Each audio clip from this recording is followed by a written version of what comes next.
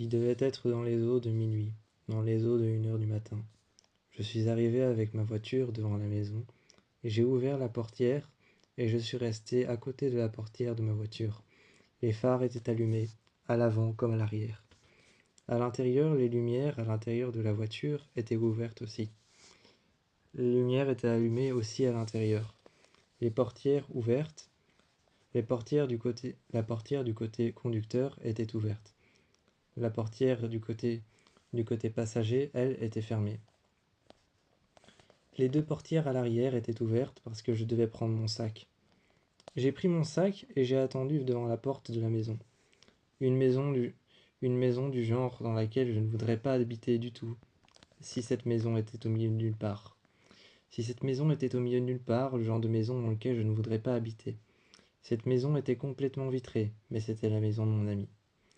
C'était la maison de mon ami, sur le moment, avec mon sac en main, avec mon sac de sport en main dans lequel j'avais mis des affaires pour pouvoir venir quelques jours, pour pouvoir me souvenir de qui elle était, parce que depuis sa mort, je ne savais plus qui elle était réellement.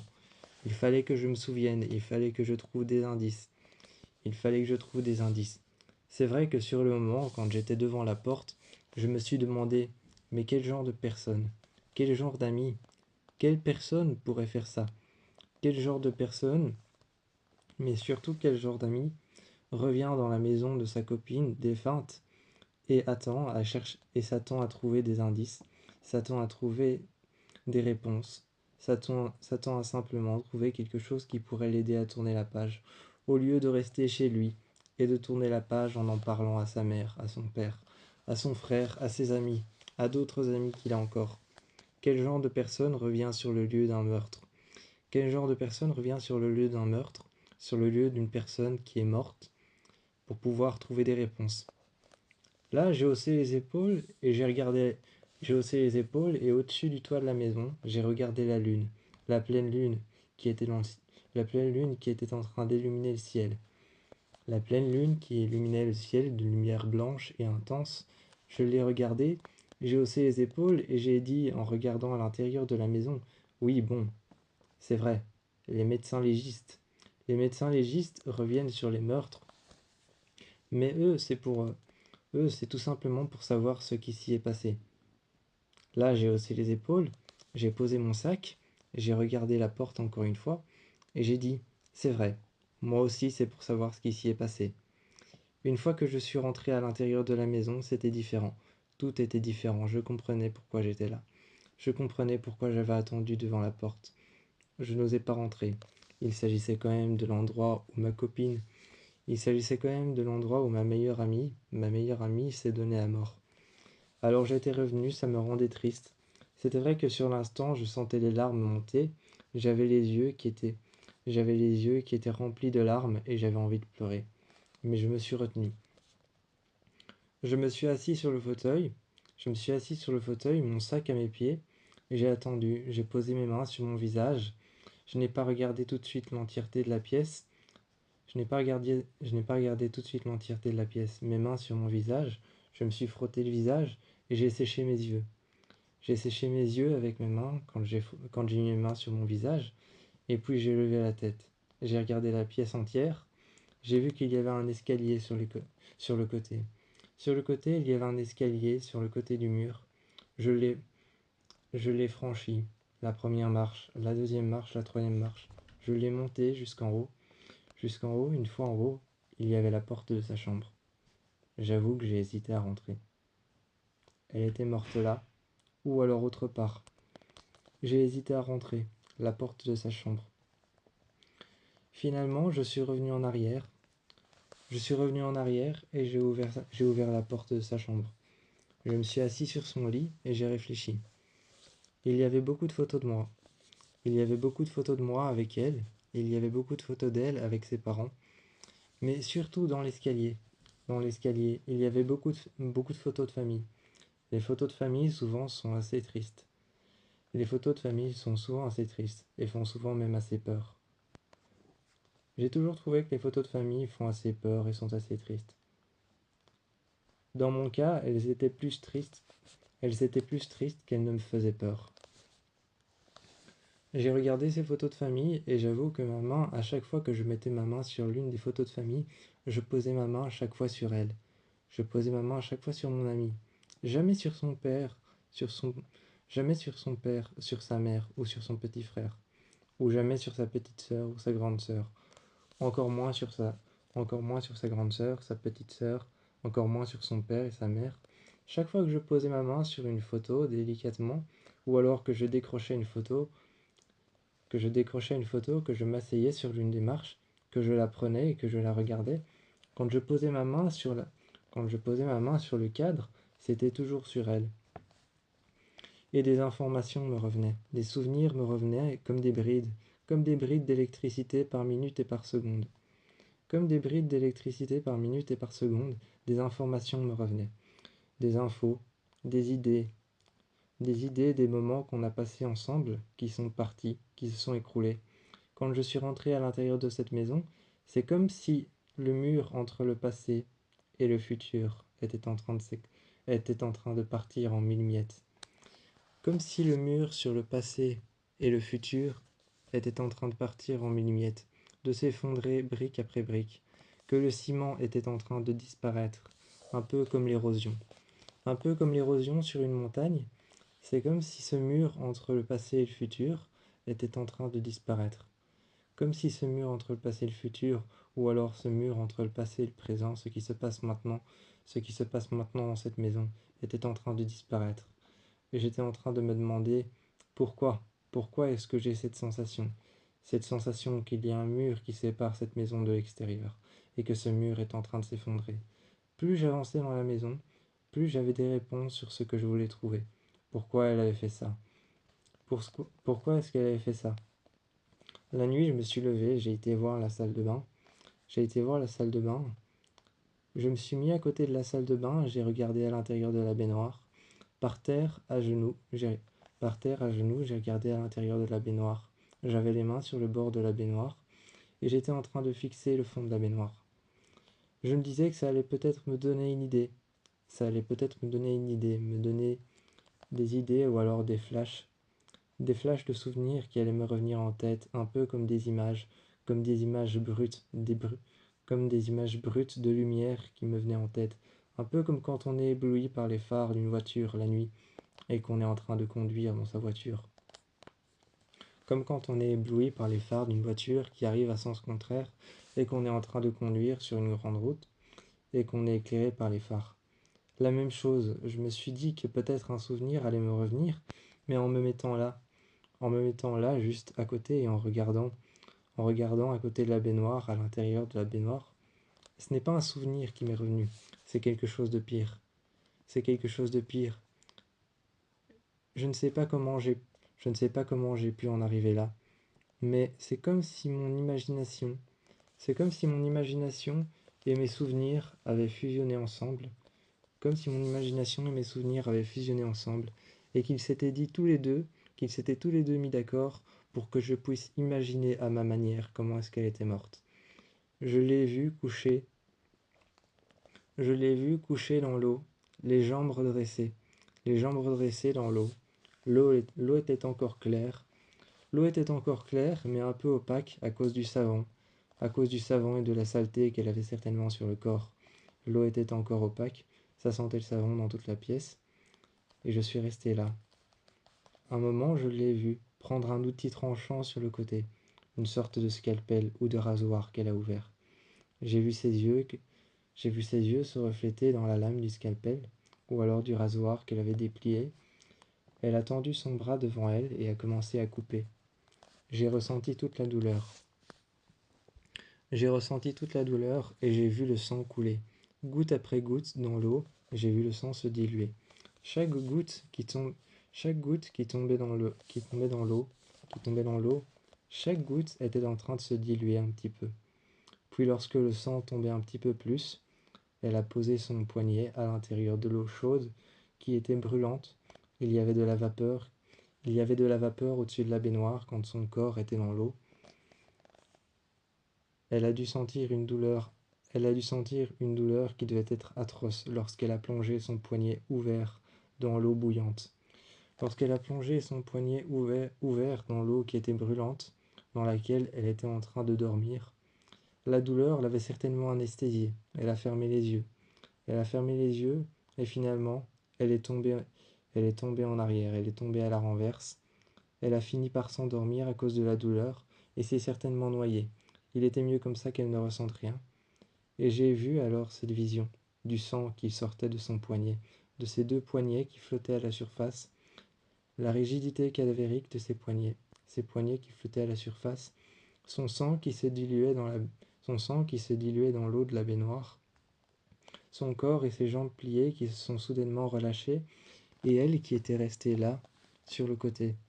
J'ai couru, et j'ai été dans la chambre que j'avais prise, la chambre qui était à côté de la sienne. J'ai couru et j'ai fermé les yeux. J'ai dit que ce n'était pas réel, que c'était simplement le produit de mon imagination. Mais il fallait que je trouve davantage de réponses. Il fallait que je trouve davantage de réponses. Donc j'étais obligé, un petit peu comme dans une prison, de rester ici.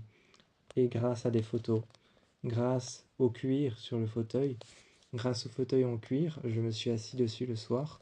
J'ai mangé un plat réchauffé que j'ai été chercher dans le frigo, des restes qu'il y avait dans le frigo que j'ai réchauffé. J'ai tout mis dans un bol et j'ai mangé ça sur le fauteuil. Le cuir et l'odeur, le cuir et l'odeur synthétique du cuir, du fauteuil en cuir, m'a rappelé beaucoup de choses. Des rires, des fous rires qu'on a passés ensemble sur Instagram et sur Snapchat, des photos qu'on avait fait ensemble, des photos et des vidéos qu'on avait fait ensemble, des photos étranges et bizarroïdes qu'on avait fait ensemble avec des filtres, tout ce genre de choses qu'on regardait, tout ce genre de choses qu'on faisait et qu'on regardait.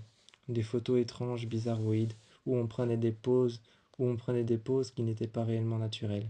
Ensuite, Ensuite, on regardait ces photos qu'on avait customisées avec un filtre, ou alors avec des autocollants, des stickers qu'on avait mis dessus, avec des choses qu'on avait écrites, avec des textes qu'on avait écrits à deux. On rigolait et on avait des fous rires aux éclats. Et je me souvenais sur ce fauteuil, les jambes croisées, couché sur le fauteuil après avoir mangé. Je me souvenais de tous ces posts et toutes ces vidéos et toutes ces photos qu'on postait sur Instagram, tous ces posts qu'on avait fait, on s'était même ouvert un compte que elle s'était ouvert toute seule et que moi je m'étais ouvert tout seul et un troisième compte qu'on s'était ouvert ensemble où on postait les trucs qu'on avait fait ensemble. Je me souviens de ça et j'ai essayé de le retrouver sur Instagram. Peut-être que lui allait m'apporter davantage de réponses. Mais non. Mais non, le compte Instagram qu'on avait ouvert à deux avait disparu. Après sa mort, Après sa mort, je me suis rappelé que je l'avais supprimé. Je ne voulais pas me souvenir de tout ça. Je me suis allumé une cigarette et j'ai ouvert une porte vers l'extérieur et j'ai ouvert une fenêtre à l'intérieur. J'ai ouvert une fenêtre et une porte vers l'extérieur. Je me suis assis par terre. J'ai fumé une cigarette et j'ai fait défiler les photos. Chaque photo m'apportait un souvenir en plus. Pour moi, à l'intérieur de cette maison, c'était comme si je devais me lancer dans un puzzle sans pièces. C'est comme si je devais me lancer dans un puzzle sans pièces et que les souvenirs allaient m'aider à le construire. Ce matin, je t'attendais quelque part. Je t'attendais sur les rochers, mais tu n'es pas venu.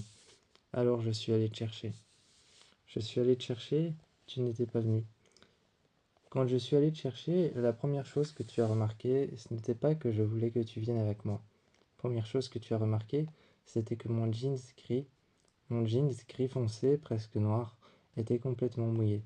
Il était complètement trempé au niveau de ma taille. Mon t-shirt blanc, quant à lui, il était trempé complètement, des épaules jusqu'en bas. Il était trempé complètement des épaules jusqu'en bas. Mon t-shirt complètement trempé, je t'ai pris par la main. Tu étais en train de dormir, je t'ai pris par la main. Je t'ai dit de t'habiller, tu t'es habillé et tu es venu avec moi. Tu es venu avec moi, je t'ai emmené près des rochers.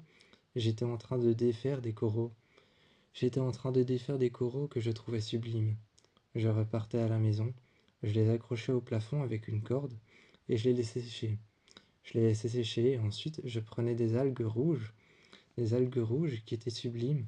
J'en prenais tout un tas, tout un paquet, et avec une corde que j'avais avec moi, j'en faisais tout un tas, tout un paquet, tout un buisson d'algues, et je les faisais sécher au même endroit. Je t'ai demandé de continuer en te donnant un couteau que j'avais pris, un couteau qui avait une sorte d'angle rond, Un couteau qui avait une sorte d'angle tout au bout et qui... Un couteau qui avait une sorte d'angle tout au bout, un angle un peu rond. Je te l'ai donné, ce couteau, et tu as commencé à couper. Quand tu as pris ce couteau en arc de cercle, quand tu as pris ce couteau en arc de cercle avec un angle au bout, tu as commencé à couper le pied. Tu as compris à quoi servait le couteau qui était en arc de cercle, et tu as compris à quoi servait l'angle qu'il y avait au bout. Quand tu as compris à quoi servait l'angle qu'il y avait au bout, tu as commencé à couper. Tu as utilisé, tu as utilisé le couteau à bon escient. Je suis revenu près de toi, et je t'ai aidé à couper. Je les arrachais à la main. Et ensuite, tu me donnais le couteau, et je les coupais. Finalement, je t'ai demandé de t'occuper des algues. On est revenu et on a attendu. On s'est couché, l'un à côté de l'autre. L'un à côté de l'autre, on s'est couché et on a regardé les algues On a regardé les algues qui étaient suspendues au plafond par une corde. Suspendues au plafond par une corde, on regardait les algues et on était couché sur le sol. J'avais pris deux fauteuils sur la terrasse. On était couché sur ces deux fauteuils que j'avais mis face à face, et à côté, deux autres fauteuils que j'avais mis face à face. On était couché et j'avais pris des coussins. On s'était mis là, on s'était mis là et j'avais fabriqué un petit endroit. J'avais fabriqué un petit endroit entre quatre fauteuils ouverts, et à l'intérieur de ce petit endroit avec les coussins que j'avais pris, on s'y était assis. On s'y était assis, un petit peu couché, un petit peu avachi contre le dossier des fauteuils, et il y avait de l'eau qui tombait sur nous, de l'eau qui tombait des corails qui étaient en train de se dessécher. Le soleil frappait en plein sur les corails, qui donnaient une lumière assez beige et assez blanche, assez blanc cassé et assez beige. Juste à côté, il y avait les buissons d'algues que j'avais fabriqués avec les nœuds. Les cordes étaient mouillées. Les cordes étaient mouillées et les buissons d'algues rouges, eux, donnaient une odeur particulière à la maison. Cette odeur particulière à la maison, c'était un peu le genre d'odeur qu'il y a le matin. Le genre d'odeur qu'il y a le matin quand on sort et qu'on va marcher dans l'eau. Ou alors le genre d'odeur tout simplement quand on sort et qu'on s'assied sur la terrasse. Le genre d'odeur qu'on peut avoir à la mer.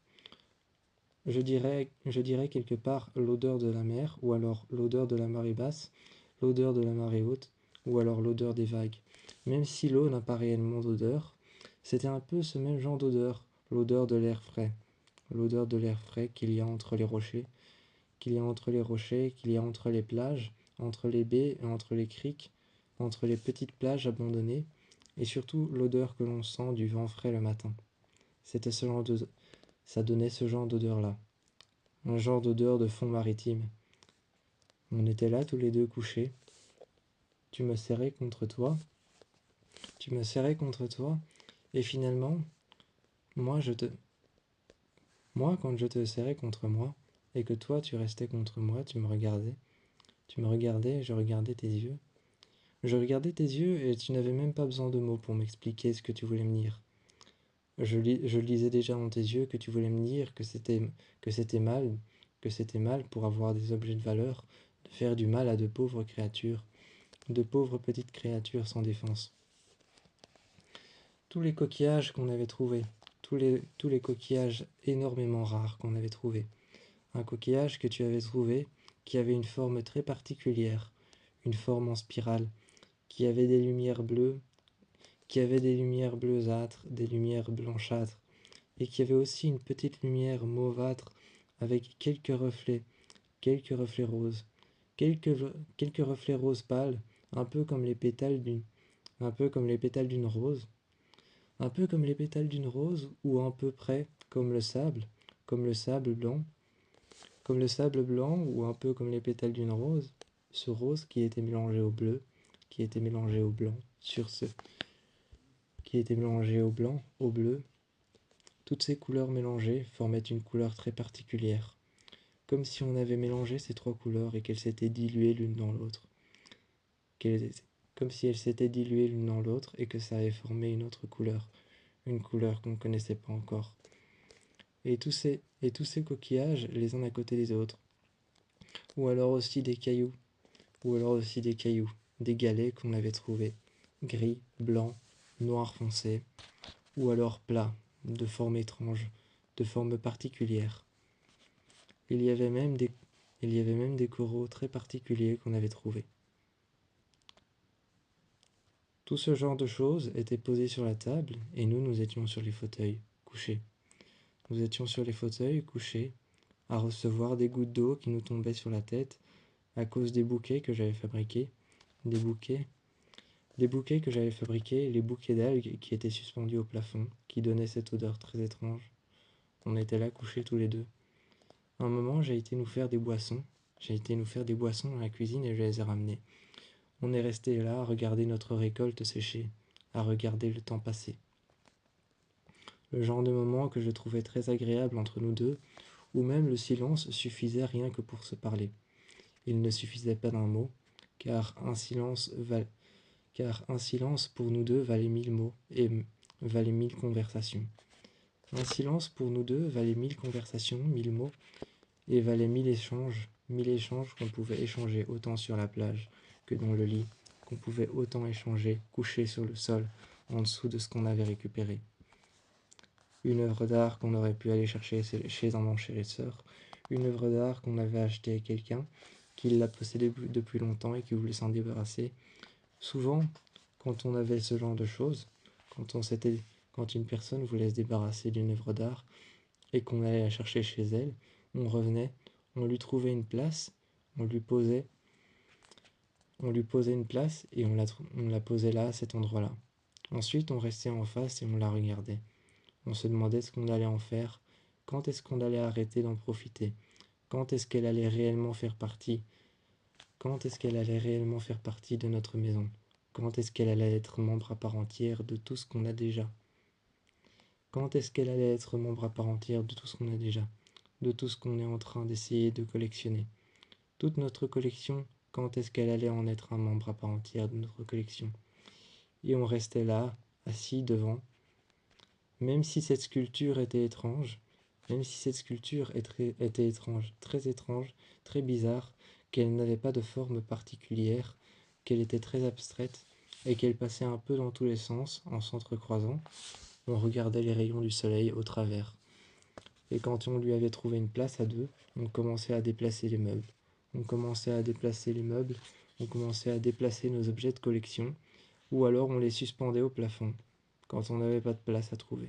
On les suspendait au plafond avec des cordes et on les accrochait. Mais chaque jour, c'est vrai que la même question revenait le matin. On se demandait si ça allait tomber. C'était un peu absurde car les cordes, c'était quand même des cordes en métal. C'était quand même des cordes en métal qu'on avait accrochées avec des boulons, qu'on avait accrochées avec des boulons, qu'on avait accrochées avec des vis et que j'avais vissé au plafond. Des cordes en métal pouvaient supporter un poids de plus de beaucoup de kilos, de plus de beaucoup de kilogrammes.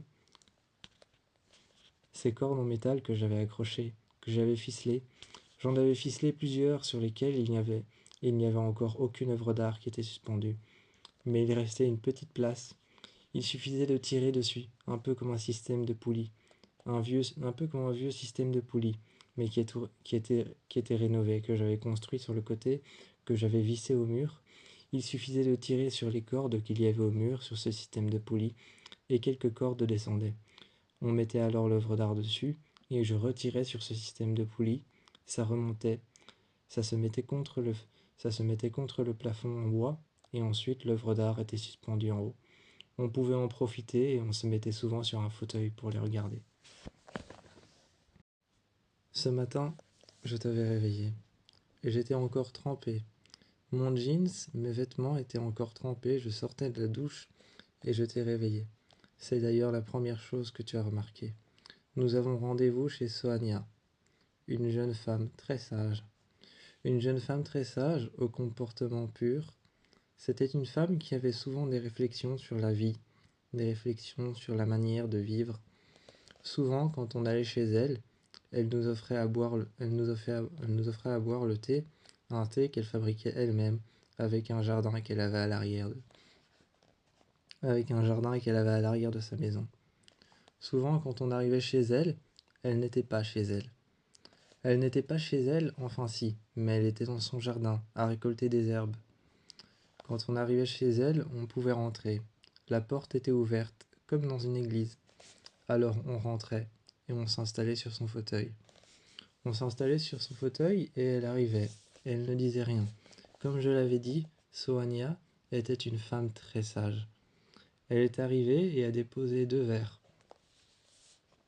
Elle a déposé deux verres sur la table, et ensuite, elle les a remplis d'eau chaude.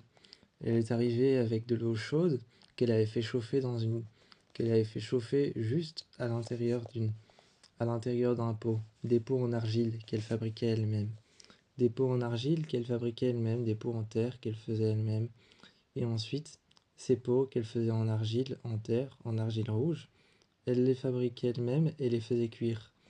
Elle les couvrait ensuite, elle les couvrait ensuite d'une peinture d'une couleur qu'elle avait choisie.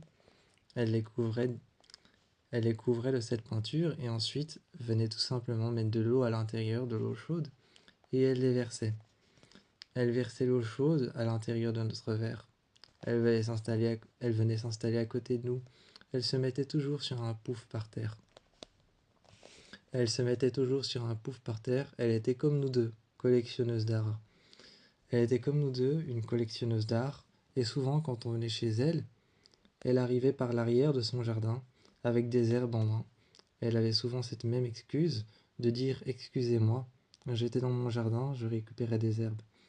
Elle mettait des herbes qu'elle avait récupérées. Elle les écrasait avec une sorte de gros objet qu'elle avait fabriqué, une sorte de gros objet en bois qu'elle avait fabriqué à l'intérieur d'un à l'intérieur d'un petit pot qu'elle avait fabriqué en bois d'ébène, ce bois noir qui est très particulier en Afrique parce qu'il est dur. Il est tellement dur, aussi dur que du béton, que l'on pense que c'est l'un des bois les plus durs au monde. Il est souvent fabriqué pour faire des meubles, pour faire des tables, pour faire des choses solides qui peuvent supporter du poids. Ce petit pot en bois d'ébène qu'elle avait fabriqué, à l'intérieur, elle y avait mis des herbes. Elle les avait écrasées, et juste à l'intérieur de ce petit pot, il y avait reversé de, il y avait reversé de l'eau chaude qu'elle avait fait chauffer dans l'un de ses pots. Elle est arrivée à côté de nous et nous a demandé si on venait pour la sculpture. Elle nous a regardé et a dit non, évidemment, je plaisante, je sais que vous venez pour la sculpture. On est allé dans son garage, dans lequel il y avait plein d'œuvres d'art entreposées. Il y avait plein d'œuvres d'art entreposées les unes sur les autres. Il y avait toute une rangée de sculptures étranges représentant des corps de femmes, des visages de femmes, représentant des visages de femmes, des corps de femmes, des parties de corps. Ça pouvait être juste un bras avec juste un épaule. Ça pouvait être juste un bras avec juste un épaule et le dos. Ça pouvait être le ventre avec le bas-ventre et juste une jambe. Ça pouvait être un demi-visage avec un cou et ça pouvait être l'épaule avec le bras. C'était des sculptures très étranges. Et juste à côté, il y avait des cadres avec des photos. Des photos de la ville, des photos de personnes dans des civilisations. Et on a regardé tout ce qu'il y avait, on a regardé tout ce qu'il y avait avec elle, jusqu'à ce qu'elle nous montre la sculpture qu'on voulait acheter. Une sculpture très très étrange, très bizarre. Quand on la regardait, en même temps on était repoussé. En même temps on était repoussé par la beauté de cette sculpture, mais en même temps on y était attiré. Parce que c'était tellement bizarre et tellement étrange et tellement improbable et absurde que cette sculpture, en même temps, on était enivré par sa beauté et en même temps, on était repoussé par sa laideur. C'était une sculpture qui se situait entre les deux. On l'a prise, on l'a achetée, on a discuté d'un prix avec elle. Elle était en quelque sorte plus une cliente, mais une amie. Elle était une amie chez qui on allait souvent. On a discuté d'un prix ensemble. Elle nous a regardé un moment, elle nous a regardé sans rien dire. Finalement, j'ai haussé les épaules et j'ai dit quoi? Elle nous a dit alors tout calmement: vous faites un si beau couple, vous deux, en prenant son verre et en buvant. Moi j'ai pris mon verre, j'ai bu et j'ai dit je sais. Je me suis penché près de toi, je me suis mis tout contre toi, et toi tu t'es mis tout contre moi. J'ai vu que comme d'habitude tu passais ta main dans mes cheveux. Après tu as senti mes cheveux, l'odeur de mes cheveux. Tu as dit qu'ils sentaient la mer et tu m'as tenu contre toi. Tu m'as tenu contre toi, je me suis allongé sur toi, sur tes jambes. Je me suis allongé sur toi, sur tes jambes, et j'ai regardé, j'ai regardé les œuvres qu'il y avait au mur, et elles nous regardaient. Elle nous regardait et il y a sa sœur, Johanna, qui est arrivée. Il y a Johanna, sa sœur, qui s'y connaissait tout autant qu'elle, qui est arrivée. Elle a continué la conversation avec nous et on a parlé de cette œuvre. On est sorti et finalement, Johanna a pris la priorité sur sa sœur et nous a montré toutes les œuvres qu'il y avait à l'arrière si on voulait en acheter d'autres. Évidemment, elles deux, toutes les deux, elles pensaient évidemment à elles pensaient évidemment à l'argent qu'elles allaient récupérer, l'argent qu'elles allaient récupérer quand on allait les payer, mais aussi surtout à vendre des œuvres d'art. Nous, ce qu'on pensait surtout, c'était à où est-ce qu'on allait l'accrocher. Quand on a pris notre voiture, quand on a pris notre X3, notre BMW noir, qu'on est parti, quand on est revenu à la maison, j'ai tiré ce système de poulies que j'avais fabriqué, que j'avais vissé au mur, et des cordes sont descendues, des cordes en métal que j'avais accrochées, des cordes en métal flexibles. On a passé alors cette œuvre d'art qui n'était en fait qu'un énorme cylindre de bois, un énorme cylindre de bois troué qui formait des sortes d'accroches qui étaient accrochées les unes dans les autres. C'était des sortes d'accroches en bois, d'arcs de cercle qui passaient les unes dans les autres, formant un énorme cylindre de bois. Et sur cet énorme cylindre de bois, les petits arcs de cercle, les demi-arcs de cercle qui passaient les uns dans les autres, formant la sculpture en cylindre. Dessus étaient sculptés des hommes et des femmes qui s'entrecroisaient et s'entrelaçaient. On pouvait voir leur corps qui s'entrecroisaient et s'entrelaçaient. On l'a accroché au-dessus, et avec le système de poulie, je l'ai fait un petit peu descendre pour qu'on puisse l'admirer, et peut-être même mettre d'autres choses à l'intérieur de la sculpture. Il était vrai que c'était une sculpture et qu'on devait la laisser comme ça. Mais si cette sculpture pouvait nous aider à mettre d'autres sculptures à l'intérieur, car ce n'était qu'un cylindre vide, on pouvait mettre des choses à l'intérieur, comme par exemple des coraux qu'on avait été rechercher et qu'on avait séchés. À l'arrière, on avait tout un atelier, comme un atelier de marijuana, comme pour les dealers. Comme pour les dealers, on avait tout un atelier de marijuana, sauf que cet atelier-là, il nous servait plutôt à faire sécher des coraux, à faire sécher des corails qu'on avait été chercher, à faire sécher des coraux qu'on avait été chercher dans la mer, qu'on avait été chercher à la nage dans la mer, qu'on avait récolté avec un couteau très spécial en arc de cercle, avec un angle tout au bout. On récupérait les coraux, on les remontait à la surface, on faisait des bouquets d'algues, et les algues, on en faisait des médicaments. Les médicaments, on les produisait nous-mêmes, et on les mettait dans des boîtes. On les prenait chaque matin, on s'automédicamentait. On s'automédicamentait, mais on prévenait quand même nos médecins. Des médecins qui n'habitaient pas loin, en ville. On les prévenait qu'on s'automédicamentait. Et chaque jour, ils venaient vérifier, chaque jour, il y avait un médecin qui venait vérifier notre stock d'algues, voir si aucune n'était néfaste pour la santé. On fabriquait nos propres médicaments, on les prenait, et le soir, on restait sur le bord de la plage, sur la terrasse, et on regardait ce cylindre à l'intérieur qui était une décoration de plus, une œuvre d'art de plus qui, qui faisait partie de notre collection. Ce soir-là, lorsqu'elle était à l'intérieur et qu'il faisait à nouveau ce soir-là, lorsqu'on était à l'intérieur sur le fauteuil et qu'elle faisait partie intégrante de notre collection, suspendue au plafond, contre le plafond, on pouvait la voir et l'observer, regarder les petits hommes et les petites femmes qui avaient été gravés dessus et qui étaient en train de s'entrelacer sur les morceaux d'arc de cercle en bois. Elle était magnifique, cette œuvre d'art. J'étais en train de penser à nos deux acheteuses, à nos deux amies qui devaient certainement être dans leur jardin, à récupérer des herbes, et à boire entre elles peut-être un thé, ensemble, à voir ce trou béant à l'intérieur de leur salon où avait disparu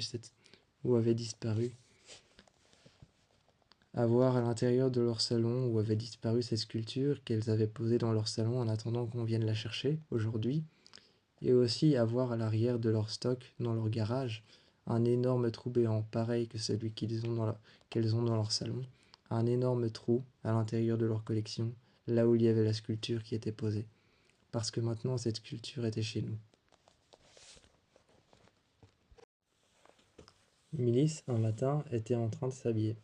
Vite fait, il mit un jeans. Il était en train de réveiller Thomas, qui était encore en train de dormir. Il mit un jeans vite fait, mit du déodorant, et à peine lavé alors qu'il n'était pas encore allé sous la douche, il éteignit l'eau, tout de suite après. Tout de suite après, il se rinça un peu le visage à la douche. Mais éteignit l'eau tout de suite. Ensuite, Thomas s'était levé et était rentré dans la salle de bain avec lui. Il l'avait pris par l'arrière et s'était regardé dans le miroir en le tenant par les épaules. En descendant ses mains sur ses côtes et en descendant ses mains sur le bas de son ventre, et puis en les remontant sur ses pectoraux. Il a regardé Milice, l'a embrassée, et lui a dit « Regarde-nous. On est merveilleux, non? On est sublime. » Ils se sont regardés tous les deux dans le miroir. Milice avait l'air pressé. Il avait l'air pressé par quelque chose, peut-être même qu'il était soit enthousiaste, mais Thomas ne le savait pas encore. Aujourd'hui, Thomas s'était lancé une mission, découvrir pourquoi Milice était comme ça. Découvrir pourquoi Milice était comme ça. Découvrir pourquoi Milice était si enthousiaste, pourquoi il courait partout, pourquoi il sautillait partout, pourquoi est-ce qu'il avait tant d'énergie, et pourquoi est-ce qu'il était tant angoissé, ou pourquoi est-ce qu'il était si énervé. Découvrir pourquoi est-ce qu'il était comme ça. Milice qui était parti en courant, qui avait pris son sac sur le côté, qu'il avait posé juste à côté de la porte, après avoir mis un jeans et après avoir mis un t-shirt. Il avait mis un sweat qu'il avait juste passé à sa taille, il avait fait le nœud et il était parti. Il avait fait un double nœud et son sweat qu'il avait juste mis à sa taille. Lorsqu'il était parti, il était déjà dans le couloir que Thomas était en train de le regarder. Il était en train de faire ses lacets, et de passer le scratch de ses chaussures, des Nike Air Jordan. Des Air Force One, il avait fait les lacets et avait passé le scratch sur ses chaussures montantes. Ensuite, il a recommencé à courir dans le couloir. Thomas était en train de le regarder, haussant les épaules et levant les yeux. Il a soupiré et il est rentré dans la chambre, a fermé la porte et a décidé finalement qu'il découvrirait pourquoi est-ce qu'il est comme ça, si nerveux. Pourquoi est-ce qu'il est si nerveux, qu'il a l'air si angoissé par quelque chose, que quelque chose a l'air de le tracasser et de l'embêter. Bref, il avait simplement décidé de trouver pourquoi est-ce qu'il était comme ça. Il s'était mis à la vitre et vit alors Milice qui était avec son sac et qui sortait en courant. Il sortait en courant, tout droit, il se dirigeait vers sa voiture. Ou alors plutôt vers la voiture de Thomas. Une Golf blanche. Il se dirigeait vers sa voiture, était en train de courir. Il était déjà en train d'essayer d'ouvrir la portière alors qu'il n'avait même pas mis les clés et n'avait même pas essayé de déverrouiller la voiture. Il n'avait même pas allumé la voiture, il n'avait même pas mis les clés et il n'avait même pas tourné la clé dans la porte pour pouvoir l'ouvrir. Il n'avait fait rien de tout ça, qu'il était déjà en train d'essayer d'ouvrir la voiture. Finalement, il s'en est rendu compte et il avait les clés en main, il les a prises quand il avait les clés en main et il a ouvert la voiture. Là, il a ouvert les clés et là, il a ouvert la voiture, a pris les clés et simplement s'est mis du côté conducteur. Il a conduit et il est parti. Thomas est descendu, il s'était préparé, a fait la même chose. Il s'est rincé simplement le visage à la douche. À la douche, il s'est rincé simplement le visage. Tout son t-shirt était mouillé, il a mis un jeans. Et ensuite a pris son sac et il est parti. Même chose, il est parti en courant. Dans les escaliers, il s'est arrêté. Pareil, il a fait ses lacets. Il a fait ses lacets à ses Air Force One. Et ensuite, il est parti. Il a couru dans la même direction. Il a couru dans la même direction et a appelé un Uber. Un Uber est arrivé. Il est arrivé assez vite. Il a attendu assis par terre. Donc le Uber est arrivé. Un homme s'est retourné et lui a demandé « Où est-ce qu'on va, jeune homme ?» Il a alors répondu simplement « Essayez de suivre cette voiture blanche. » Elle était déjà loin. Il était déjà loin. Milice avait démarré au quart de tour. Et il lui avait dit « Suivez cette voiture si possible. » Alors que le chauffeur Uber était en train d'appuyer sur la pédale, il était en train Il était en train d'accélérer de plus en plus vite. Il était en train d'accélérer et de rouler de plus en plus vite. À l'arrière, à l'arrière, Thomas pouvait même sentir les roues sous la voiture qui accéléraient de plus en plus vite, qui roulaient de plus en plus vite. Thomas, à l'arrière, sur la banquette, pouvait sentir les roues qui avançaient de plus en plus vite et pouvait même sentir que la voiture, de temps en temps, quand il freinait, la voiture faisait de petits mouvements d'avant-arrière. Il pouvait sentir que la voiture, quand il freinait et qu'il s'arrêtait au feu rouge, faisait des mouvements d'avant-arrière. Il suivait la voiture et finalement il a dit au chauffeur Uber, quand elle s'arrêtera, vous vous arrêterez. Quand elle s'arrêtera, vous vous arrêterez. La voiture s'est arrêtée dans une sorte de champ, un énorme champ qui était complètement vide, une sorte de plaine. Émilie s'est partie contre un arbre et s'est assis. Il s'est assis contre un arbre et là Thomas s'est arrêté et le Uber s'est arrêté. Le Uber est resté là et a dit je reste ici, je viendrai vous reprendre quand vous reviendrez. Thomas l'avait déjà payé en avance, l'avait payé en liquide et il lui a dit merci beaucoup. Il était en train de rester là. S'est retourné pour observer la voiture et finalement, quand il est arrivé, il s'est assis à côté de Milice. Il lui a fait la surprise, est arrivé à côté de lui, a ouvert son sac et lui a demandé pourquoi est-ce qu'il était parti si loin de l'école pour pouvoir réviser alors que l'école ne met aucune règle qui soit restreinte ou aucune règle qui lui empêche de sortir du cercle restreint de l'école. Non, aucune règle. Alors pourquoi est-ce qu'il va si loin? Pourquoi est-ce qu'il va dans la forêt, dans une plaine complètement vide pour réviser, ou alors simplement pour faire ses devoirs? Il lui a expliqué qu'en ce moment il avait besoin d'être seul. Il lui a expliqué qu'en ce moment il avait besoin d'être seul. Il avait besoin de se retrouver, de simplement retrouver ses racines. Thomas lui a dit, si tu veux retrouver tes racines, pourquoi tu retournes pas en ville? Simplement qu'il ne peut pas. Il ne peut pas de peur de finir par tomber sur sa sœur, qui lui parlerait de son père, de peur de tomber même sur son père, ou alors de peur que son père ou sa mère le retrouve en ville, à un quartier de rond-point ou dans un quartier qu'ils connaissent. Il pouvait simplement louer une chambre d'hôtel, pour la nuit, mais il ne voulait pas de peur qu'on le trouve et qu'il doive rentrer chez lui. S'il devait rentrer chez lui, il devra se passer une nouvelle fois ce qui s'est passé avant qu'il vienne à cette école. Il devait s'expliquer avec son père encore une fois. S'expliquer sur pourquoi il aime les hommes, sur pourquoi il l'aime lui, sur pourquoi il aime Thomas. Et Thomas était en train de l'écouter. C'était une raison valable. Alors chaque jour, il venait ici. Et ça lui donnait l'impression d'être beaucoup plus loin que son père. Même s'il avait l'impression que quelque part au fond de lui, on le repoussait à retourner en ville. Il avait l'impression qu'il y avait un petit lui-même à l'intérieur de lui qui lui disait « Vas-y, retourne en ville, vas-y, pars en ville, prends la voiture de ton copain et pars en ville. Va t'expliquer avec ton père, prends une chambre d'hôtel et explique-toi avec lui. Même si tu dois crier, hurler, tu as l'âge maintenant, alors maintenant va crier, hurle, crie le plus fort que tu peux, mets-toi dans tous tes états et crie-lui dessus, pour qu'il comprenne bien. Même s'il voulait au fond de lui faire ça, se mettre dans tous ses états, crier brutalement, frapper contre la table, frapper du poing contre la table en verre, à tel point que la table en verre se briserait. Même s'il voulait faire ça, frapper du poing contre les murs, hurler, regarder son père d'un regard meurtrier, regarder sa mère d'un regard meurtrier, s'expliquer en criant, même s'il voulait faire tout ça, il ne voulait pas que ça recommence. Il ne voulait pas que ça recommence depuis le début. Il savait que son père était capable de bien pire que ça, de le mettre dans un endroit bien pire que d'un lycée avec des règles strictes. Mais lui, Milice, avait préféré partir sans rien dire, venir à ce lycée et s'y inscrire, un lycée dans lequel il n'y avait pas de règles, simplement un dortoir pour hommes et un dortoir pour femmes, là où vont les filles et là où vont les garçons. Il y avait simplement ça, et on pouvait décider de ses horaires comme on le désirait. Là-bas, il était au moins libre, il avait au moins une impression de liberté, mais il voulait retourner là-bas pour pouvoir s'expliquer à lui-même, pour pouvoir s'expliquer face à lui-même, et tuer ce petit lui. Il voulait simplement venir ici, seul, pour pouvoir s'expliquer face à lui-même, faire une vidéo. Il voulait se regarder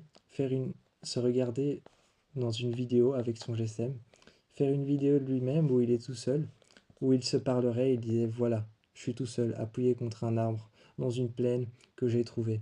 Filmer la plaine et dire maintenant je vais m'expliquer à moi-même, et chaque jour je regarderai cette vidéo, qui me prouvera que j'ai tué cette personne à l'intérieur de moi. Cette petite personne à l'intérieur de moi, c'est moi-même qui me pousse à retourner en ville, mais je ne veux pas. Il voulait faire cette vidéo et il l'a fait. Il l'avait faite et il l'avait montrée à Thomas. Thomas avait compris et lui avait dit ok, mais pourquoi tu m'en as pas parlé plus tôt? T'aurais pu m'en parler à moi. Milice avait l'impression que s'il lui en parlait à lui le soir, s'il lui en parlait à lui le soir dans l'appartement, dans leur appartement à eux deux, il avait l'impression que Thomas allait répondre à la même chose que son père, qu'il allait quelque part, même s'il ne le connaissait pas, prendre parti. Comme s'il allait prendre parti et se mettre du côté de son père. Va t'expliquer avec lui, retourne en ville. Il pensait qu'il allait dire ça. Thomas lui a expliqué en mettant pause sur la vidéo qu'il avait faite, en s'expliquant en s'expliquant face à lui-même la vidéo que Milice avait faite, en se filmant, pour, pour lui dire, pour se dire qu'il allait enfin tuer ce petit lui-même à l'intérieur de son cœur et à l'intérieur de lui, qui voulait lui dire, qui le poussait à retourner en ville.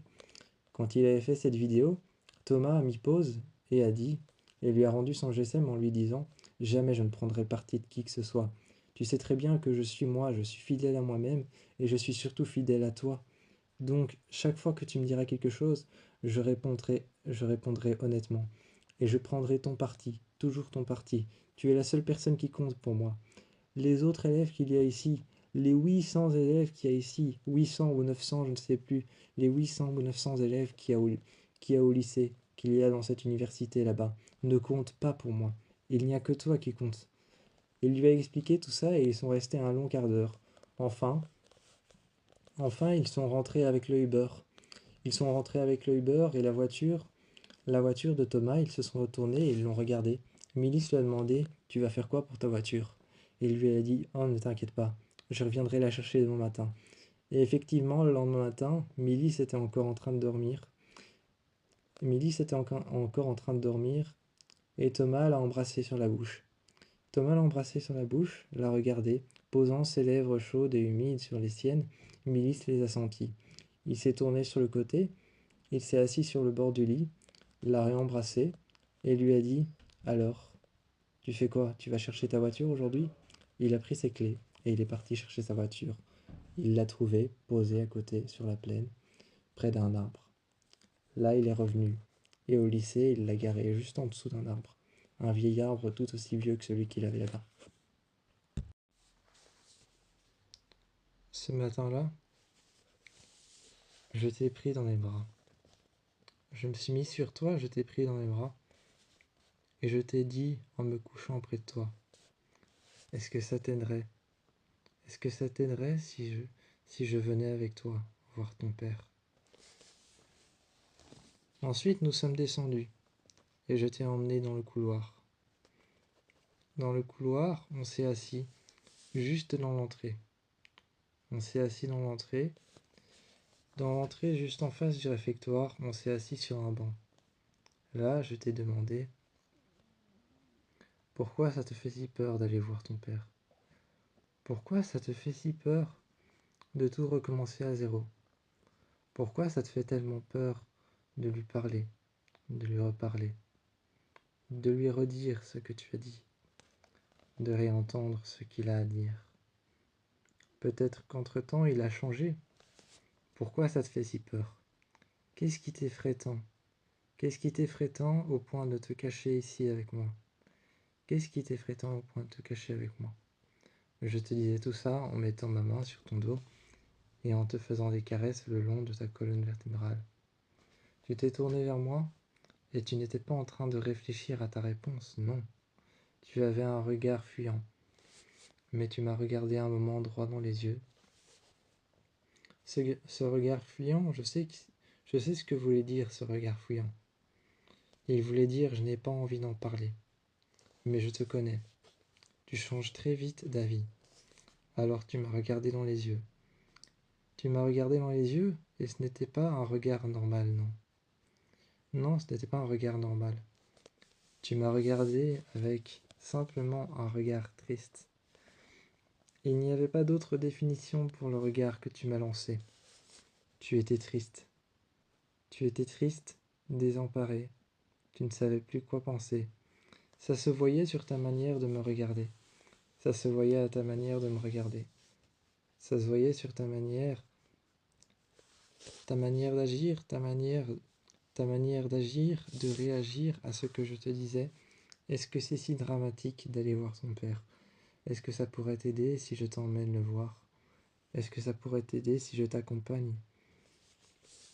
Ta manière de réagir, ta manière de me regarder, ta manière de regarder au loin, de regarder en face de toi et de ne pas me regarder moi, ta manière d'agir comme ça, la manière dont tu as regardé l'entrée, dont tu as regardé les élèves rentrer et sortir, la manière dont tu as mis tes mains sur ton visage, tu t'es frotté les yeux, tu as regardé le bout de tes doigts qui était humide à cause de tes larmes.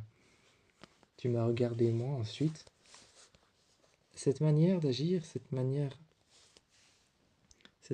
de réagir à une réponse, cette manière de ne pas donner de réponse, mais de simplement agir corporellement, m'a montré que tu ne voulais simplement pas en parler. Mais j'ai continué, parce que je voulais comprendre pourquoi tu avais si peur de ton père. Comment peut-on avoir peur de la seule personne qui nous aime réellement? C'est comme si tu avais peur de ta mère. C'est vrai que ta mère a toujours été la seule à te comprendre réellement. Mais ton père, tu as eu un gros différend avec lui. Pourquoi pas essayer de le régler? Si tu n'as plus de différend avec lui, il pourra venir te voir.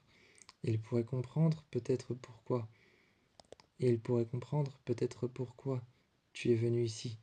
Pourquoi tu es venu te terrer ici, dans cet endroit. Il pourrait comprendre. Invite-le à boire un café. On resterait tous dans l'entrée, entre les deux escaliers. On resterait entre les deux escaliers dans l'entrée, on boirait un café ensemble. Et une fois que ce sera fait, nous deux, on retournera à notre appartement. Tu pourras même leur montrer l'appartement. Tu ne disais pas un mot, tu étais en train de me regarder. Un moment, je t'ai pris contre moi, et je t'ai dit, ça va, du calme. Je t'ai dit de pleurer et de tout relâcher. Certainement que ma main posée sur ton épaule, et ma main posée sur tes côtes ensuite, tu étais couché sur moi, sur mes jambes. J'étais assis contre le mur, j'étais assis sur ce banc, tu étais couché sur moi. Certainement que ma main sur ton épaule et ensuite sur tes côtes t'a donné l'envie de te mettre à pleurer. Tu t'es mis à pleurer et j'ai dit que ça allait aller, qu'on allait trouver une solution. On allait trouver une solution pour pouvoir faire revenir ton père dans ta vie, pour pouvoir le faire revenir, en tout cas pour que le pardon entre vous deux puisse simplement faire en sorte que vous vous réentendiez. On allait trouver une solution à ça. Mais laquelle? Il fallait encore que j'y réfléchisse. J'étais dehors et finalement je t'ai pris la main et je t'ai dit, si on sortait simplement prendre le soleil, et nous sommes sortis ensemble. Là, tu as enfin daigné me parler de ton père, pourquoi tu en avais si peur? Pourquoi tu avais si peur de lui reparler? En ville, quand j'ai arrêté la voiture, ton regard a changé. En ville, quand j'ai arrêté la voiture, ton regard a changé et tu m'as regardé. Même quand la voiture était encore en train de rouler. Je ne roulais pas très vite parce que je voyais que ton regard avait changé. Je voyais que ton regard avait changé. Je voyais que tu regardais les choses de manière plus posée, de manière plus relaxée. Comme si tu ne pensais plus réellement à comme si tu ne pensais plus réellement à ce dont on avait parlé. Tu regardais les choses de manière plus posée, de manière plus relaxée. Je n'ai pas essayé de te parler ou de dire quoi que ce soit, parce que peut-être que c'était dans l'idée de te calmer. Peut-être que c'était dans l'idée de te calmer, dans l'idée de te ressourcer. Dans l'idée de te ressourcer, dans l'idée de trouver les mots, de trouver les bons mots à dire à ton père. Peut-être que c'était dans cette idée-là. Alors je n'ai pas essayé de gâcher ton idée avec des mots. Je n'ai pas essayé de gâcher ton idée avec des... Je n'ai pas essayé de gâcher ton idée avec de grands discours. Ou alors je n'ai pas essayé de gâcher ton idée avec des... avec peut-être des questions. Avec des questions du genre comment tu te sens ou qu'est-ce que ça te fait. J'ai préféré garder ça pour moi. J'ai mis ma main sur ta jambe et je t'ai demandé comment est-ce que tu vas. C'était la seule question qui m'importait. La manière dont tu regardais la ville, la manière dont tu regardais la ville, je me suis dit que c'était la seule chose qui m'importait. Savoir comment tu te sentais. Savoir ce que ça faisait d'être en ville, de voir un endroit complètement différent que celui où tu as l'habitude d'être. Tu as l'habitude d'être dans un endroit paumé au milieu de nulle part, une grande université sans règles. Tu as l'habitude d'être dans un endroit paumé au milieu de nulle part, au milieu de la forêt, paumé sur un grand terrain de béton, où en dessous de ce terrain de béton, il y a des chambres, il y a des chambres aménagées, il y a tout un sous-sol aménagé, avec un endroit pour les garçons et un endroit pour les filles. Il est vrai que dans cet endroit, il est vrai que dans cette grande université qui est perdue au milieu de nulle part dans la forêt, tu as l'habitude de voir la forêt qui nous entoure, qui nous encercle, comme un cercle énorme. Tu as l'habitude de voir la forêt comme un cercle énorme dans lequel tu es libre. Tu as peut-être aussi l'habitude de voir les énormes bâtiments de... Tu as peut-être aussi l'habitude de voir les énormes bâtiments du lycée. Oui, ça c'est vrai. Les énormes bâtiments de l'université, tu as l'habitude de les voir. Le bâtiment de chimie, le bâtiment de maths, le bâtiment de français, le bâtiment de sport, le bâtiment de sport où il y a la piscine. Ça, tu as l'habitude de les voir. Mais des grandes tours comme celle-ci, des grands immeubles comme ceux-ci, tu n'as pas l'habitude de voir ce genre de choses. Et puis tu n'es pas encerclé par la forêt. Tu n'es pas encerclé par la forêt. Souvent le matin, tu ne sors pas avec ton sac et tu ne vas pas marcher entre deux cours. Tu ne vas pas marcher entre deux cours dehors. Ici, tu ne peux pas faire ça. Souvent, tu allais faire ça, tu sortais, tu marchais entre deux cours dans la forêt et tu revenais. Tu marchais jusqu'à un endroit bien précis que tu avais choisi et ensuite tu revenais. Ici, tu ne peux pas faire ça. Ici, tu es prisonnier de règles, comme par exemple traverser au feu vert, attendre que les personnes qui ont traversé en face reviennent sur le trottoir. Tu es prisonnier de règles, comme par exemple attendre au feu rouge, attendre que la voiture redémarre. Tu es prisonnier de règles, comme marcher sur le trottoir et ne pas marcher sur la route. Ça devait te perturber de passer d'un endroit à l'autre. Ça devait te perturber de passer d'un endroit à un autre et quand on s'est arrêté, la maison de ton père était juste en face. La maison de ton père était juste en face. Finalement, je t'ai pris contre moi. Je t'ai pris contre moi sur le trottoir. Sur le trottoir, on s'est assis par terre, entre ma voiture et la voiture qui était parquée juste en face. Je t'ai pris contre moi et je t'ai dit, tu sais, toutes ces règles qu'on a à l'école, ce sont des règles pour mieux nous faire travailler. Ici, ce sont des règles simplement pour mieux vivre. Tu es peut-être prisonnier et tu te sens peut-être prisonnier. Mais sache qu'ici, c'est juste des règles qui sont faites pour vivre en harmonie quelque part. Je t'ai expliqué les règles de la ville. C'est vrai que je n'avais pas besoin de le faire. Je n'avais pas besoin de le faire, tu as vécu ici pendant des années, mais tu t'étais tellement accroché à ce climat différent des autres, ce climat de liberté, ce climat où tu n'avais pas de règles, que je t'ai quand même rappelé que les règles ici, les règles en ville, c'était pour vivre en harmonie, pour vivre en communauté. Et je t'ai rappelé quand j'ai essayé de te rassurer en te disant que ce n'était pas si différent. Ici en ville, on vit en communauté, mais chacun chez soi. À l'université, on vit en communauté, dehors, on travaille, il y a des groupes de jeunes qui travaillent ensemble, il y a des groupes de jeunes qui travaillent ensemble, et je lui ai dit, tu te rappelles, la première fois qu'on s'est rencontrés, on était sur la pelouse, sur l'herbe, On était on était sur l'herbe, on était sur la pelouse, on était en train de parler, de discuter, de travailler, on était en train de réviser, de faire nos devoirs, et finalement on s'est embrassés. Mais autour de nous, il y avait plein d'autres élèves.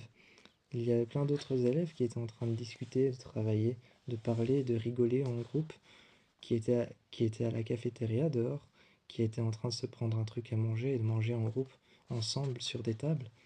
Il y avait plein de jeunes qui écoutaient de la musique ou alors qui faisaient leurs devoirs sur les tables.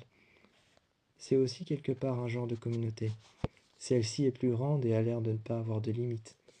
C'est simplement que notre lycée, lui, a des limites. Les murs sont, les murs sont ses limites. Les bâtiments sont ses limites. Le bâtiment des garçons, le bâtiment des filles est une limite à ne pas franchir. Le bâtiment sport et le bâtiment des cours, le bâtiment des cours, le bâtiment sport et le bâtiment de la piscine sont des limites restreintes. Mais ici, les limites restreintes n'existent pas. Entre deux buildings, entre quatre buildings, il y a un rond-point. Entre quatre buildings, il y a un carrefour. Entre quatre buildings, il y a un rond-point, un croisement de route. À un croisement de route, on arrive à une intersection. La ville, c'est plus compliqué, c'est plus graphique. Là-bas où on est, à l'université, on y est beaucoup plus, on y est beaucoup plus libre. Mais ici, il y a des intersections, des routes, des ronds-points. Il y a des routes qui se croisent. Il y a des carrefours, des voitures. Il y a des choses qui t'empêchent, il y a des personnes qui t'empêchent de travailler. Il y a des personnes qui t'empêchent de travailler correctement. Il y a des personnes qui t'empêchent de marcher dans les rues. Des personnes qui t'empêchent de traverser correctement. Tu ne peux pas marcher comme tu veux parce que les routes sont bondées. Ça, c'est la ville. Comparé à notre école, c'est pas si différent. Comparé à notre école, c'est pas si différent. À notre école, dans les couloirs sont bondés. Il y en a même qui étudient par terre. J'essayais de te rassurer en te montrant qu'il n'y avait pas qu'il n'y avait pas, qu'il n'y avait pas tant de différence que ça. Dans les couloirs de l'école, de l'université, il y en a qui étudient à terre, juste en dessous de leur casier, posés par terre contre les murs. Et ici, les gens t'empêchent de marcher correctement, ils te bousculent. Et sur les passages piétons, c'est pareil. Tant que les personnes en face n'ont pas traversé, toi, tu peux pas aller de l'avant. C'est pareil ici.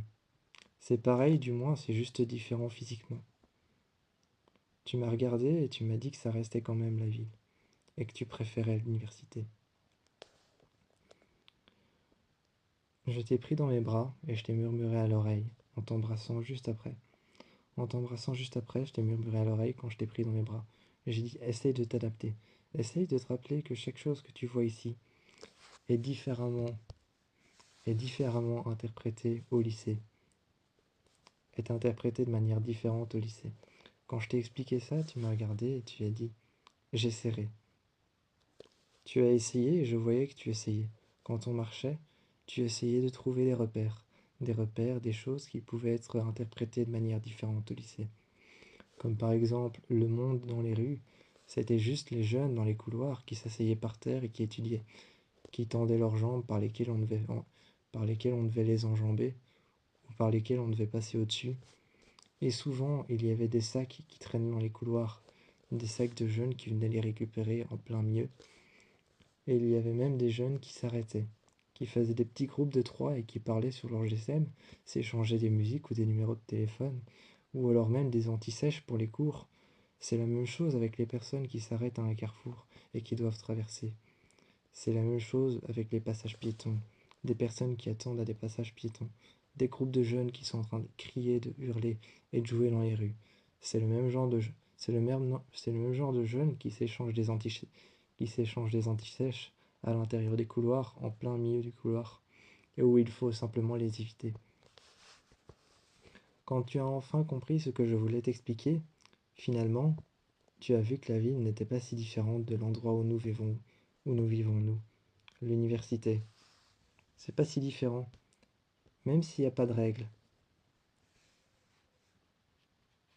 Quand tu t'es rendu compte de ça, je t'ai pris près de moi, on s'est réassis sur le trottoir et je t'ai dit, tu vois qu'en fin de compte, c'est pas si différent. La seule règle qu'il y a, c'est que là-bas on est libre, Ici, non. Ici, il y a des règles pour pouvoir vivre en communauté. Mais les limites ne sont pas vraiment ce qu'elles sont, ce qu'elles paraissent. On s'est arrêté sur le bord de la rue et je t'ai pris la main. Je me suis excusé et j'ai dit: je m'en rends compte, oui. Je m'en rends compte maintenant. Je m'excuse pour ce que j'ai fait. Je m'excuse pour ce que j'ai dit. J'ai essayé de comparer le lycée. J'ai essayé de comparer l'université. J'ai essayé de comparer l'école et le lycée.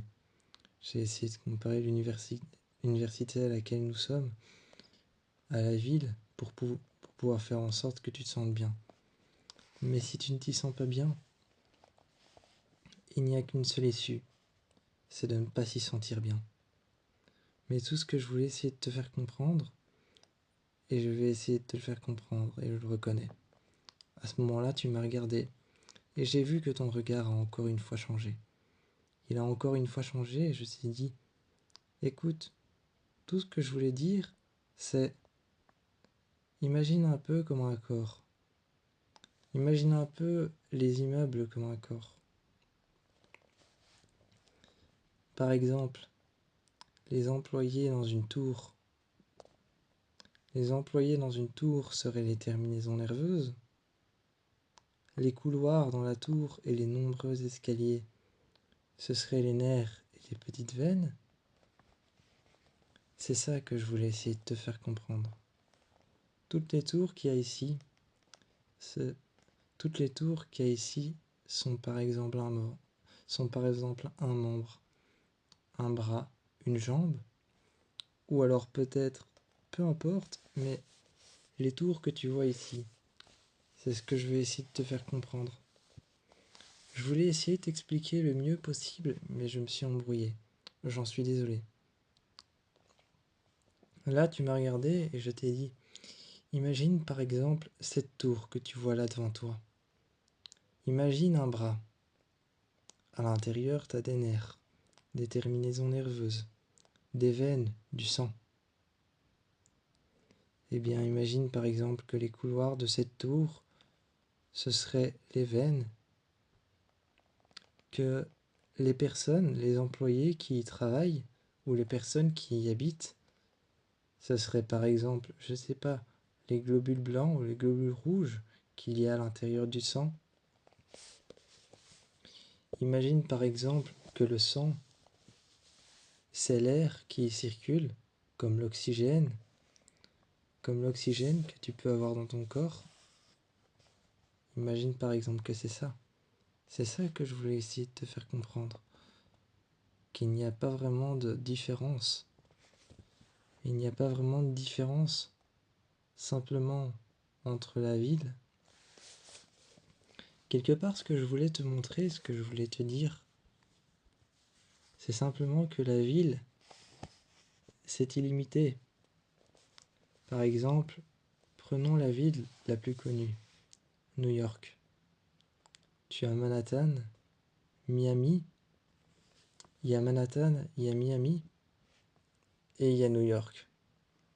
Mais New York est séparé en quelques États distincts. T'as Manhattan, t'as New York, et t'as Miami. T'as Miami Beach, t'as Miami Beach, t'as New York et t'as Manhattan. Ensuite, t'as Times Square, et puis t'as East Side et West Side. West Side et East Side sont tous les deux à l'ouest et à l'est. Je veux dire, c'est séparé en quelques états. C'est la même chose pour notre lycée. Notre lycée, notre université, c'est un tout. C'est un tout. Mais quand on regarde bien, il y a le bâtiment des sports avec la salle de piscine, il y a le bâtiment de français, le bâtiment de cours, et il y a le bâtiment pour les hommes et le bâtiment pour les femmes. Là où se trouve notre appartement, dans le département pour les hommes. Et dans le département pour les femmes, là où se trouvent les appartements des filles. C'est complètement la même chose, c'est ça que je voulais t'expliquer. Je voulais te montrer qu'il n'y avait pas vraiment de différence, juste une différence physique. Mais je m'excuse si j'ai été un petit peu trop loin, si je me suis un peu embrouillé dans les pinceaux, parce que je voulais vraiment pouvoir te prouver le plus possible que tu étais en sécurité, peu importe que tu sois au lycée ou peu importe que tu sois en ville. Où que tu sois, tant que je suis avec où que tu sois, tant que moi je suis avec toi. Ça va, c'est ça que c'est ça que je voulais te prouver. Tant que moi que je suis avec toi, tu peux totalement te relâcher. Tu peux totalement être toi. Je veux dire, si tu as envie de crier, de gueuler, de crier sur ton père, ou de réfléchir pendant 1 heure à comment tu vas faire. Si tu as envie de réfléchir à 1 heure à comment tu vas faire et que tu as envie de le faire seul dans la voiture, tiens, je te donne les clés et vas-y. Mais je voulais juste te prouver qu'il n'y a pas de différence. Les tours, c'est un bras ou une jambe. Les escaliers et les couloirs, ce sont les veines. Les personnes à l'intérieur, ce sont les globules blancs et les globules rouges. Et l'air qui circule dans les couloirs, c'est le sang. C'est ça que je voulais te montrer, il n'y a pas vraiment de différence. Ici, il y a une sorte de hiérarchie. Ici, il y a une sorte de hiérarchie entre Manhattan, Miami, entre Miami Beach, Manhattan et Central Park et Times Square. Il y a une sorte de hiérarchie faite par la police qui installe et instaure les règles. La même chose, c'est la même chose dans notre lycée. La hiérarchie, elle est faite par les élèves et il y a des surveillants qui nous surveillent. Et les surveillants installent certaines règles de temps en temps. Mais sinon, c'est vrai que notre école n'a pas trop de hiérarchie. Mais ce que je veux dire, c'est que c'est nous qui la faisons. C'est nous qui la faisons, cette hiérarchie. Si on a envie d'aller en cours à 3 heures et de partir à 2 heures, on le fait. Cette hiérarchie, elle est faite par nous. C'est ça que je voulais t'expliquer. Il n'y a pas réellement de différence en fait. Il n'y a pas vraiment de différence entre la ville. Il n'y a pas vraiment de différence entre la ville et il n'y a pas vraiment de différence entre notre lycée. Notre lycée, c'est une sorte de communauté. Même si on ne connaît pas tout le monde, même si on ne connaît pas toutes les filles, même si on ne connaît pas tous les garçons et tous les élèves ou tous les profs, c'est une sorte de communauté hiérarchique. Et c'est pareil pour la ville, autant que ce soit pareil pour notre lycée. Tu t'es assis avec moi et tu m'as remercié. Tu t'es assis avec moi et tu m'as remercié. Remercié d'avoir reconnu mes torts, comme quoi je m'étais embrouillé, comme quoi je m'étais emmêlé dans ce que je voulais dire. Je voulais te prouver que la hiérarchie était pareille, autant que, autant qu'à notre lycée, autant qu'en ville. Je voulais que c'était, je voulais te montrer et te prouver que c'était simplement un aspect physique qui changeait.